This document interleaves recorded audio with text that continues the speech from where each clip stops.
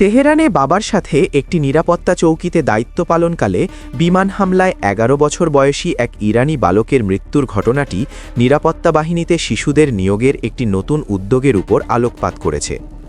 আলী রেজা জাফারির মা সাদাফ মোনফারেদ পৌরসভা পরিচালিত সংবাদপত্র হামশাহারিকে বলেছেন যে ১১ মার্চ নিহত হওয়ার সময় তারা দুজন তেহরান ও এর জনগণের নিরাপত্তা বজায় রাখার জন্য বাসিজ স্বেচ্ছাসেবী মিলিশিয়াদের টহল ও চৌকিতে সহায়তা করছিল।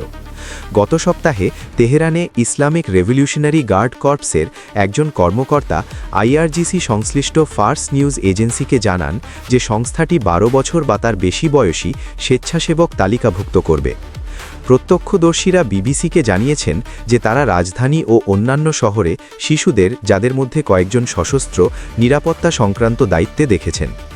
বিদেশভিত্তিক মানবাধিকার সংস্থাগুলো আলী রেজার মৃত্যুর খবর প্রকাশ করেছে। কুর্দি গোষ্ঠী হেঙ্গাও জানিয়েছে সে একজন পঞ্চম শ্রেণীর ছাত্র ছিল, যাকে তেহরানের একটি চেকপয়েন্টে থাকাকালীন হত্যা করা হয়।